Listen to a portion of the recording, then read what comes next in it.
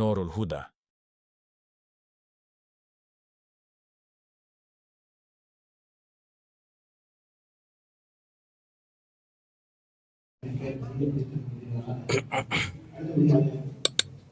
பரக்கத் என்ற தலைப்பில் பேசுவதற்காக அதன் சமாளி முஸ்லிம் அவர்கள்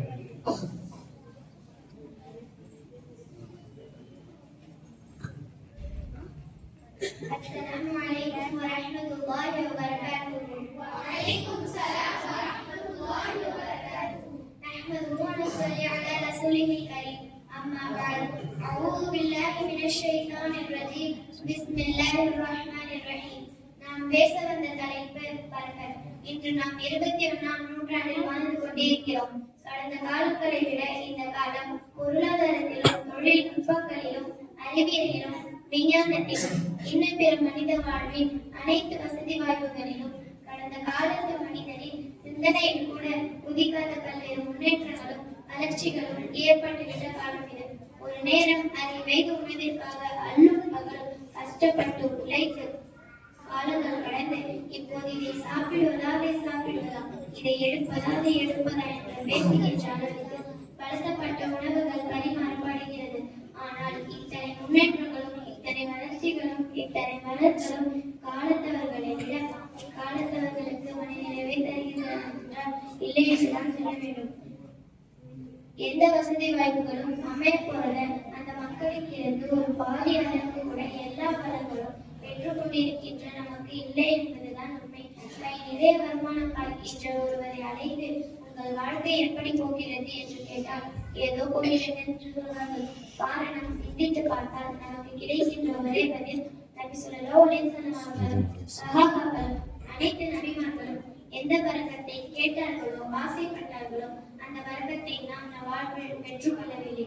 அதிகமாக இருந்தால் பரக்கத் என்று நாம் நம் வார்த்தைக்கு கற்பிக்க மாட்டோம். ஆனால் உண்மையில் இஸ்லாமிய கண்ணோட்டத்தில் அதிகமாக இருந்தால் என்பது பரக்கத்திற்கான அறிகுறி அல்ல. காரணம் இறைவன் திருமலையில் கூறுகிறான், அவர்களுக்கு நிறைவேற்றப்பட்ட நற்போதனைகளை அவர்கள் மறந்தபோது முதலில் எல்லா வாசல்களையும் நாம் அவர்களுக்கு திறந்து விட்டோம். பின்னர் அவர்கள் மகிழ்ச்சி அடைந்த பின்னர் அவர்களுக்கு வழங்கப்பட்டதை கொண்டு மகிழ்ச்சி அடைந்த வேதனையில் அவர்கள் திடீரென்று பிடித்துக் கொண்டோம். அப்பொழுது அவர்களுக்கு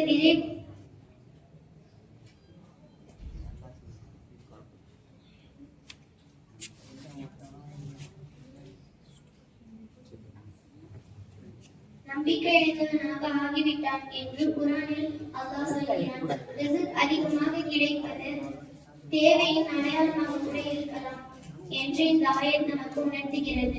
பரக்கத் என்பது அதிகத்திற்கான பெயர் அல்ல. குறைவாக இருந்தாலும் நிறைவாக இருப்பதற்கு பெயர் தான் பரக்கத்.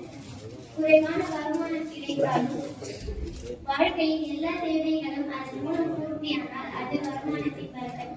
குறைவான உணவு அது பல பேருக்கு போதுமானதாக ஆகிவிட்டு அமைந்திருந்தால் அது உணவின் பரக்கத்.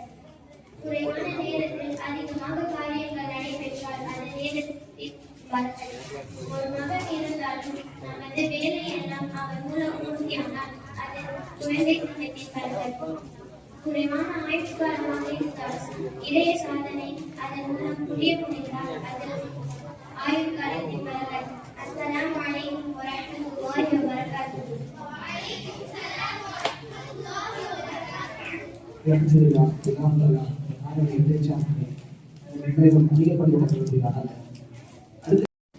கல்வியை பற்றி உரையாற்றுவதற்கு எஸ் ஷபீப் சா அவர்களை அழைக்கிறோம்.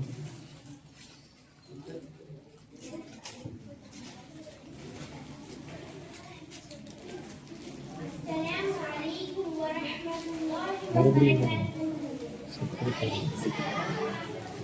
وبركاته. சீக்கிரம் போகும் தேடி எடுத்துக்கிட்டு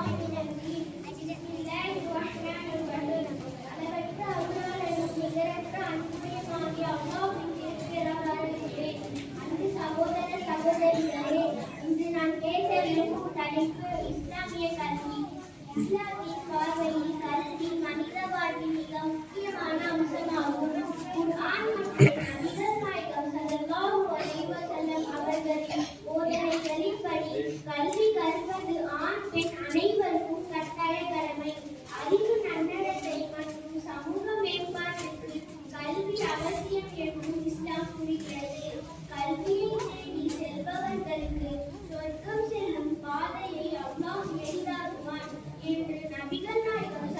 ஸல்லல்லாஹு அலைஹி வஸல்லம்.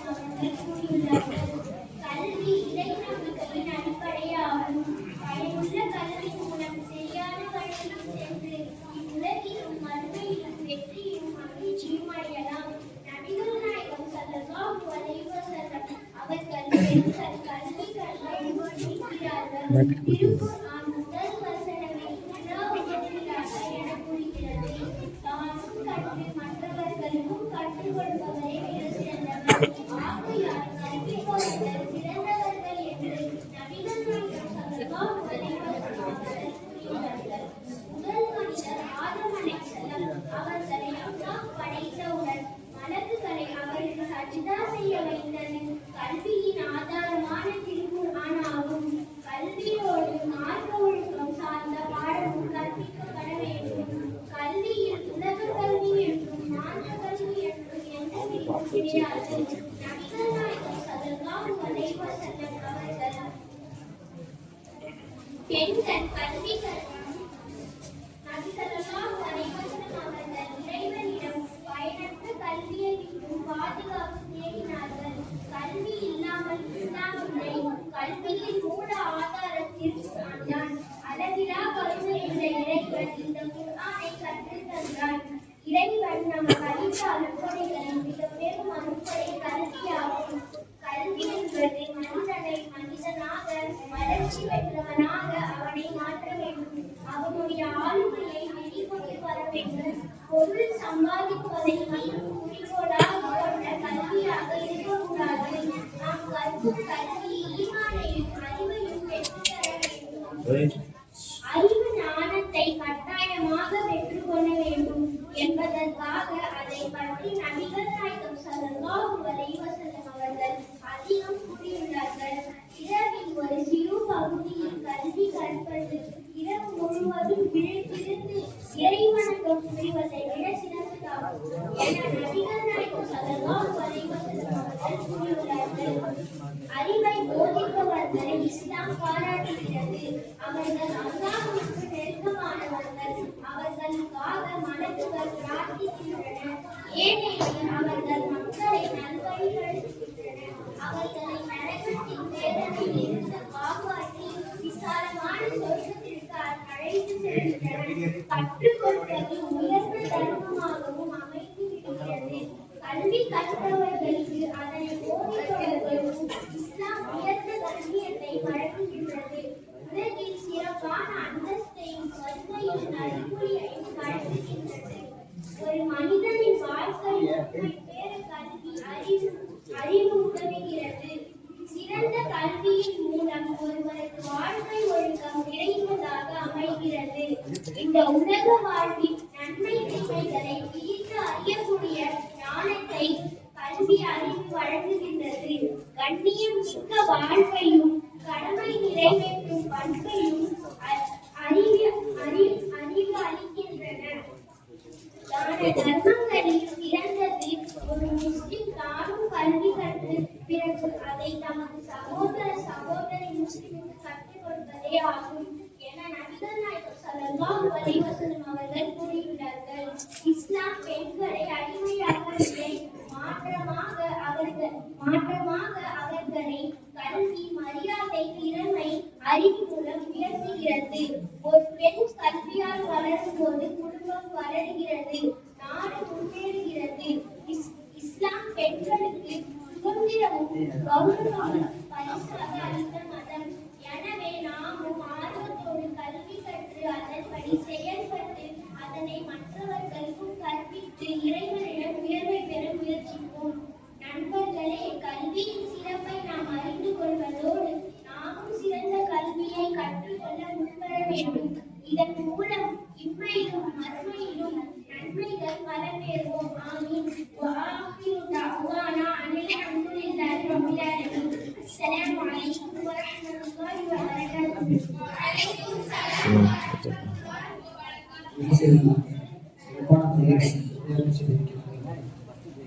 அடுத்தபடியாக ஒழுக்கம் என்ற தலைப்பின் சொல்லுங்கள். மாணவி ஆஃபிகா அவர்களை அழைக்கிறேன்.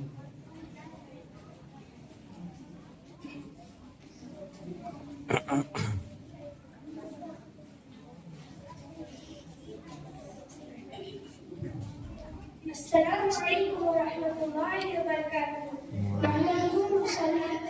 نحمده ونصلي على رسوله الكريم أما بعد. أعوذ بالله من الشيطان الرجيم. بسم الله الرحمن الرحيم. அளவற்ற அல்லாஹ் நிகரற்ற அன்புடன் மகிழும் அல்லாஹ்வின் திருப்பெயரால் ஆரம்பிக்கிறேன். அன்பிற்குரிய பெற்றோர்களே, தோழர் தோழிகளே, இன்று உங்களுக்கு முன்னால் நான் விரும்பி பேச உள்ள தலைப்பு இஸ்லாமிய ஒழுக்கம். இஸ்லாம் கூறும் சமூக நல்லொழுக்கங்கள் என்ற தலைப்பிலேயே அல்லாஹ்வின் அல்லாஹ்வுடைய தூதர் ஸல்லல்லாஹு அலைஹி வஸல்லம் அவர்களும் நம்முடைய கற்றுக்கூறும் என்ற நற்பண்புகளில் ஒழுக்கங்கள் பற்றி பேச இருக்கின்றோம். பேசும் நற்பண்புகளை பற்றி ஒழுக்கங்களை பற்றி நாம் கவனத்துடன் கேட்டு அதை நம்முடைய வாழ்க்கையில் கடைபிடித்து ஒழுங்குவதற்கு அல்லாஹ் உதவி செய்வானாக. ஆமீன். நல்ல வாழ்வானாக. ஆமீன். நம்முடைய குணங்களை அல்லாஹ் சீர்படுத்துவானாக. ஆமீன். அன்புக்குரியவர்களே, சமுதாயங்களே, நாம் பல விஷயங்களை பற்றி புரட்சி, எழுச்சி, ஏன் ஒரு மறுமலர்ச்சி ஏற்படுவதை கூட பார்க்கின்றோம். அல்ஹம்துலில்லாஹ், வரவேற்கத்தக்கது, வரவேற்கிறோம்.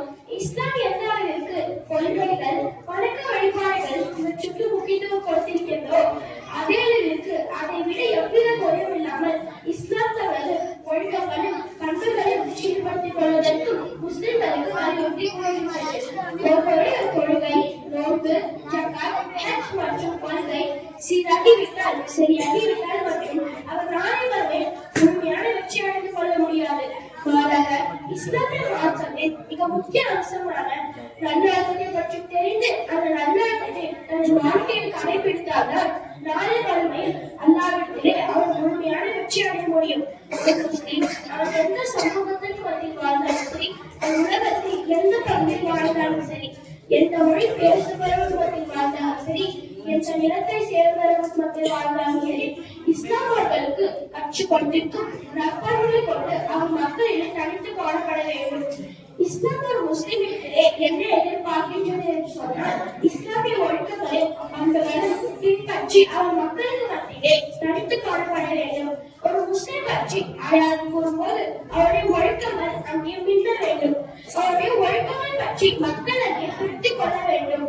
இது ஒரு முஸ்லிமுடைய இயற்கை பண்பாக இஸ்லாம் அமைந்திருக்கிறது. ஒழுக்கமற்றவர், குணமற்றவர், நற்பண்புகளற்றவராக ஒரு முஸ்லிமை கற்பனை செய்து கூட பார்க்க முடியாது. அந்த அளவிற்கு நற்பண்புகளை குர்ஆனும் ஹதீஸும் நமக்கு போதிக்கின்றன. கற்றுத் தேர்ந்தவர் குர்ஆனின் மீது ஈடுபாடு உள்ளவர், குர்ஆனின் வாழ்வை வழிகாட்டியாக ஏற்றுக்கொண்டவர், அல்லாஹ்வுடைய தூதர் ஸல்லல்லாஹு அலைஹி வஸல்லம் அவர்களுடைய நபிமொழிகளை படித்து பின்பற்றியவர். இந்த நல்லொழுக்கமுடைய வாழ்க்கை எந்த நிலையில் எந்த இடத்தில் வாழ்ந்தாலும் சரி உறுதியாக கடைபிடிக்க வேண்டும். எப்படி தொழுகைக்கு நற்கூலி இருக்கின்றதோ, நோன்புக்கு நற்கூலி இருக்கின்றதோ, இறை வழிபாடுகளுக்கு நற்கூலியை வைத்திருப்பதாக அல்லாஹ் வாக்குறுதி அளிக்கிறார். அன்பிற்குரியவர்களே, அதே அளவிற்கு நற்பண்புகளுக்கும் அல்லாஹ் வாக்குறுதி அளிக்கிறார். அதே அளவிற்கு நற்குணங்களுக்கும் அல்லாஹ் வாக்குறுதி அளிக்கிறார். தொழுகைக்கு நன்மை கேட்பது போன்று, அல்லாஹ்வுடைய பொருத்தம் கேட்பது போன்று, நற்குணத்தால், நல்லொழுக்கத்தால், சிறந்த பண்புகளால் நம் அல்லாஹ்விடத்திலே நற்கூலிகளை பெற்றுக் கொள்கிறோம். எப்படி இறை வழிபாட்டிலே ஒரு மனிதர் கொலை செய்யும் போது, இறை வழிபாட்டிலே ஒரு மனிதர் அலட்சியம் செய்யும் போது ஒரு அல்லாஹ்விடத்திலே தண்டனைக்கு ஆளாகிறாரோ, அல்லாஹ்வுடைய பயத்துக்கு நாளை வறுமை நஷ்டத்திற்கு ஆளாகிறாரோ, அது போன்றுதான் இந்த நற்குணத்திலும் அவன் கொலை செய்யும் போது அல்லாஹ்விடத்திலே தண்டனைக்கு ஆளாகிறார். அல்லாஹ்வுடைய படைப்புக்கு நாளை வறுமை நஷ்டத்திற்கு ஆளாகிறார். ஒரு நாளை வறுமை முழுமையான வெற்றியை அவன் அடைய முடியாது. ரசூல் ஸல்லல்லாஹு அலைஹி வஸல்லம் அவர்கள் ஒரு முஸ்லிமை இந்த சமூகத்தில் எப்படி ஒழுக்கம் நிறைந்தவராக ஆக்க வேண்டும் என்பதற்கு அவர்களுடைய முழு வாழ்க்கையிலும் கவனம் செலுத்தினார்கள். எங்கே தொழுகை காலமுடினார்களோ, எங்கே நோன்பை காலமுடினார்களோ, ஹஜ்ஜை காலமுடினார்களோ, அது போன்றுதான் நல்லொழுக்கங்களுக்கும் அங்கே ரசூல் ஸல்லல்லாஹு அலைஹி வஸல்லம் அவர்கள் ஆரம்பினார்கள். அவர்கள் ஆரம்பித்தது மட்டுமல்ல, அல்லாஹு அக்பர், மிகச் சிறந்த அழைப்பாளராக அல்லாஹ்வுடைய தூதர் ஸல்லல்லாஹு அலைஹி வஸல்லம் அவர்கள் தாங்களும் நற்குணங்கள் பேணி வாழ்ந்தார்கள். ரசூல் ஸல்லல்லாஹு அலைஹி வஸல்லம் அவர்களுடைய வாழ்க்கையிலிருந்து நற்குண புரட்சி ஆரம்பமானது. எப்படி கொள்கை புரட்சி ஏற்படுத்தினார்களோ, மனிதர்களுடைய சிந்தனை புரட்சி ஏற்படுத்தினார்களோ, அது போன்றுதான் ஒழுக்கத்தில் புரட்சி ஏற்படுத்தினார்கள். சொன்னார்கள் ரசூல் ஸல்லல்லாஹு அலைஹி வஸல்லம் அவர்கள், வஇன்னக லஅலா ஹுலுகின் அலீம், நான் அனுபவங்கள் எல்லாம் நற்குணமுடைய இடத்தை பரிபூரணப்படுத்துவதற்காக தான்.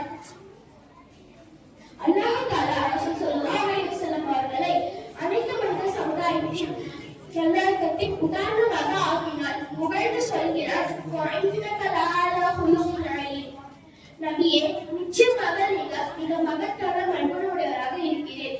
ரசூல் ஸல்லல்லாஹு அலைஹி வஸல்லம் அவர்கள் சந்தர்ப்பங்கள் கேட்ட போதெல்லாம் உபதேசம் செய்தார்கள். சந்தர்ப்பங்கள் வைத்தே நன்னூல்களை அடிப்படையாக வைத்தே உபதேசம் செய்தார்கள். நபி ஸல்லல்லாஹு அலைஹி வஸல்லம் அவர்கள் சிறந்தவர்களுக்கு இலக்கணம் சொல்கிறார்கள். நீங்கள் யார் குணத்தால் மிக அழகானவரோ, உங்களில் யார் குணம் மிக அழகான இருக்கிறதோ அவர்தான் உங்களில் சிறந்தவர்கள். இஸ்லாம் என்ன சொல்கிறது? தொழுகை நோன்பு மட்டுமல்ல, அதை கடைபிடிப்பது மட்டுமல்ல, நல்லொழுக்கங்களை உயர்ந்த பண்புள்ளவராக அவ்வாறு மாற்றுங்கள். அதுபோல நாடுகளே அல்லாஹ்வுடைய தூதர் ஸல்லல்லாஹு அலைஹி வஸல்லம் அவர்களுடைய சான்றை பெற முடியும். நபி ஸல்லல்லாஹு அலைஹி வஸல்லம் அவர்கள் நல்லொழுக்கமுடையவராக இருப்பவர்களை சிறந்தவர்கள் என்று சொல்கிறார்கள். அல்லாஹ்வுடைய அன்பு கிடைக்க வேண்டுமா, ரசூலுடைய அன்பு கிடைக்க வேண்டுமா, நாளை மறுமையில் அவர்களோடு நெருக்கமாக இருக்க வேண்டுமா? யோசித்து பாருங்கள். இதை விட பெரிய அந்தஸ்து உனக்கு வேண்டுமா, பதவி வேண்டுமா? 2 பதவிகள், அல்லாஹ்வுடைய தூதருடைய அன்பு. நாளை மறுமையில் அவர்களுக்கு அருகாமையிலே இருக்கிறார். இந்த உலகத்திலே அவர்கள் வாழ்ந்த காலமும் நாம் வாழ்ந்த காலமும் இந்த உலகத்திலே நீண்ட இடைவெளி இருக்கலாம். ஆனால் ரசூல் ஸல்லல்லாஹு அலைஹி வஸல்லம் அவர்களோட அமல்படி நாம் அமைத்துக் கொண்டால், சீர்படுத்திக் கொண்டால், சமன்படுத்திக் கொண்டால் நாம் நாளை மறுமையில் அவர்களுக்கு அருகாமையிலே இருக்கலாம். ரசூல் ஸல்லல்லாஹு அலைஹி வஸல்லம் அவர்கள் கூறினார்கள், நற்பண்புகளை கடைபிடியுங்கள், சிந்தியுங்கள், இவ்வளவு அந்தஸ்து நமக்கு கிடைக்கிறது. இதை விட உங்களுக்கு வேற ஏதாவது வேண்டுமா?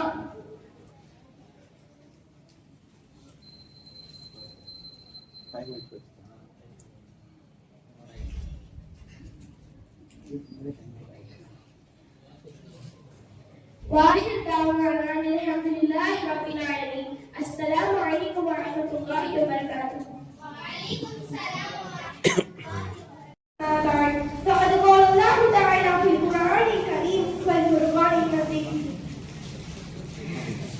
நான் இன்று உங்களுக்கு முன்னால் பொறுமை என்ற தலைப்பில் பயன் பேச வந்துள்ளேன். பொறுமையாளர்களுக்கு நற்செய்தி கூறுங்கள். இந்த உலகத்திலும் மறுமையிலும் அவர்களுக்கு அருள் உண்டு. யா அய்யுஹல்லதீன ஆமனு இஸ்தஈனு பிஸ்ஸப்ரி வஸ்ஸலாத் இன்னல்லாஹ மஅஸ்-ஸாபிரீன். பொறுமை கொண்டவரே, பொறுமையுடனும் பொறுமையுடனும் இறைவனின் உதவியுடனும் நிச்சயமாக அல்லாஹ் பொறுமையாளர்களுக்காக இருக்கிறார். சுப்ஹானல்லாஹ். அன்பிற்குரியவர்களே, பொறுமை என்பது இறைவனின் குணம். இறைவனிடமிருந்து வரும் அருள் குணம். இதற்கு எதிர்மறையான குணங்கள் என்று வரும்போது அவசரம், ஆத்திரம், கோபம், உணர்ச்சிப்படுத்துதல், கோபம் போன்றவற்றையே சொல்லலாம். எங்கும் எங்கும் எப்போதும் பொறுமை மிகவும் அவசியம். குறிப்பாக இறைநம்பிக்கையாளர்களுக்கு பொறுமை மிகவும் அவசியம். இதனால்தான் தன்னிடம் உதவி கோரும்போது உங்களை பொறுமையை கொண்டும் பிறர் தொழிலை கொண்டும் உதவி தேடுங்கள் என்று அல்லாஹ் வலியுறுத்துகிறார். இறைநம்பிக்கையாளர்களை பொறுமையை கொண்டும் தொழிலை கொண்டும் இறைவனிடம் உதவி தேடுங்கள். நிச்சயமாக அல்லாஹ் பொறுமையாளர்களாக இருக்கிறார். இப்படிப்பட்ட பொறுமை பலவிதமான சந்தர்ப்பங்களில் தேவைப்படுகிறது. விழுங்கப்பட்டதை விடுவதற்கு நஷ்டம், தோல்வி, விபத்து, ஆபத்து, நோய், சோதனை, வேதனை ஆகியவை தொடரும் போது பொறுமை மிகவும் அவசியம். எதையும் தாங்கும் இதயம் மனவலிமை மட்டுமல்ல, பொறுமைக்கு அடங்கியுள்ளது. பொறுமை என்பது ஒரு அழைப்புரை. பொறுமையாக இருந்து யார் வருகிறாரோ நிச்சயமாக அல்லாஹ் பொறுமையாளராக ஆக்குவார். மேலும் பொறுமையை விட சிறந்த விசாலமான ஒரு அழைப்புரை வேறு எவருக்கும் கொடுக்கப்பட்ட எனக்கு வேண்டாம், பிடிக்காது.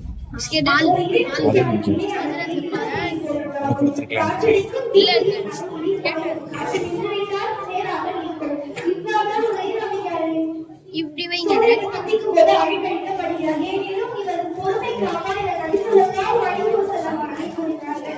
பொறுமை என்பது துன்பம், துயரம் நடக்கும் சமயத்தில் முதலில் கடைபிடிப்பதாகும். பொறுமை இழந்து ஆடி ஒடுங்கி மூச்சுவிட சக்தி இல்லாதது இப்போது நான் பொறுமை காட்டுகிறேன் என்று சொல்வது போலியான பொறுமையாகும். வாழ்க்கையில் சோதனைகள் சந்திக்கும் போது பதற்றம் வராமலும் மன உறுதியுடனும் பிரச்சனைகளை மேற்கொள்வதே பொறுமையாகும். நபி ஸல்லல்லாஹு அலைஹி வஸல்லம் அவர்களுக்கு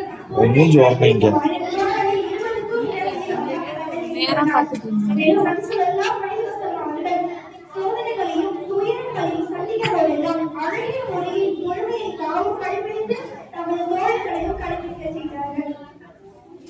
ஒரு முறை இப்னு அப்பாஸ் என்றார்கள், சொர்க்கவாசிகளில் ஒரு பெண்மணி காட்டட்டுமா என்று கேட்டார்கள். சரி, காட்டுங்கள் என்று கூறினேன். அதற்கு இந்த கருத்தை அமைந்தார். இது ஒரு தடவை ரசூலுல்லாஹ் அலைஹி வஸல்லம் அவர்களிடம் வந்து என் உடலிலிருந்து ஆடை விலகி என் உடல் திருத்தப்படாமல் அல்லாஹ்வை பிரார்த்திக்கிறேன் என்று கூறினார்கள். ரசூலுல்லாஹ் அலைஹி வஸல்லம்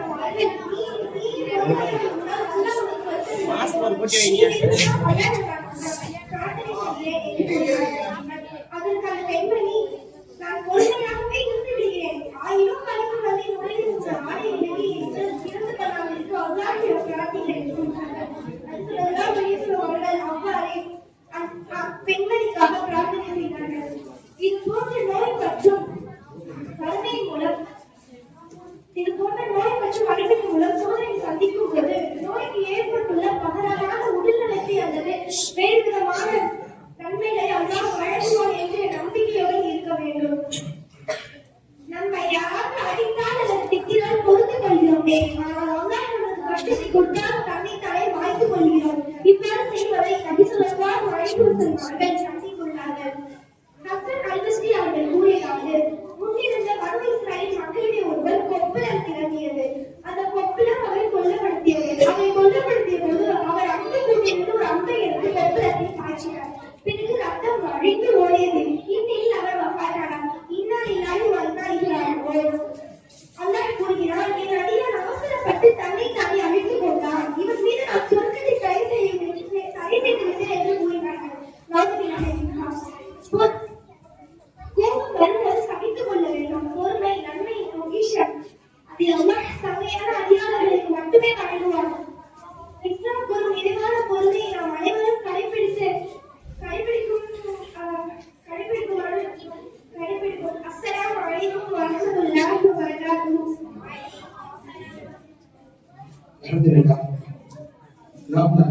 பேச்சு போட்டிகள் மாணவர்கள் மத்தியில் வைக்க வேண்டும். அப்படி வைத்தால்தான் அவர்களுக்குள்ளாவே ஒரு போட்டி ஏற்படும்.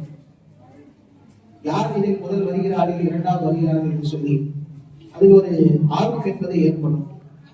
இன்னும் தேடல் என்பது அதிகமாகும். அப்பதான் குர்ஆனையும் ஹதீஸையும் புரட்டி பார்த்து மற்ற கிதாபுகளை முத்தாலா செய்யக்கூடிய ஒரு நண்பர்களாக இந்த பிள்ளைகள் உருவாக்குவார்கள். அல்ஹம்துலில்லாஹ். இதற்காக வேண்டி 100 முதல் தீனியா மற்ற மதரசாவை நாம் மனதார பாராட்டுகிறோம். அல்லாஹ் தஆலா எல்லா விதமான கைதுகளையும் பரக்கத்துகளையும் இந்த மதரசாவிற்கு அல்லாஹ் தஆலா தந்தருள்வானாக. இங்கே ஓதக்கூடிய மாணவ மாணவிகளுக்கும் எல்லா விதமான உலக காரியங்களை அல்லாஹ் தஆலா நேசரிப்பானாக என்று சொல்லி துஆ செய்து என் உரையை நான் நிறைவு செய்கிறேன். வாஹிர் தஅவானா அல்ஹம்துலில்லாஹி ரப்பில் ஆலமீன். அஸ்ஸலாமு அலைக்கும் வரஹ்மத்துல்லாஹி வபரகாத்துஹு.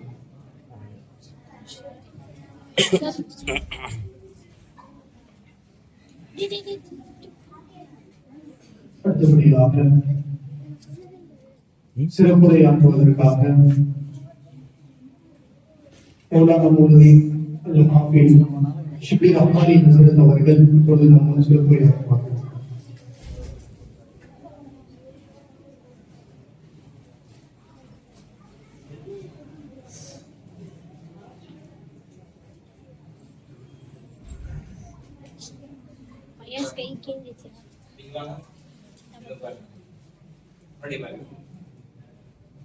முன்னாடி வாங்கப்பா, போங்கப்பா. ஏத்து போய் எல்லாரும் இப்போ முன்னாடி வாங்க.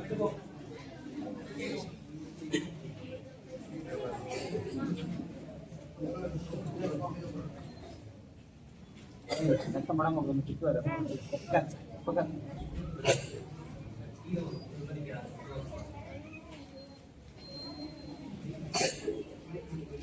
வெளியில உள்ள நண்பர்கள் உள்ளே வாங்க முடியும். உள்ள வந்து ஒரு டீ வந்து 10 பேர் நான் எடுத்துக்கொண்ட தலைப்பு ஒழுக்கம். ஒழுக்கம் என்பது வாழ்க்கையின் அழகு. ஒழுக்கம் உள்ளவன் அல்லாஹ் பிரியமான அடியார். இஸ்லாம் நமக்கு கற்பிக்கும் ஒரு ஒழுக்கம். அல்லாஹ் குர்ஆனில் கூறுகிறான், தொழுகை நிறுவுங்கள், சதகா செய்யுங்கள், பொறுப்புடன் இருங்கள். இதெல்லாம் ஒழுக்கத்தின் அடையாளங்கள். நாம் பள்ளிவாசலுக்கு நேரத்தில் வருவது, வீட்டில் பெற்றோரை மதிப்பது, பொய் சொல்லாமல் இருப்பது, சுத்தமாக இருப்பது,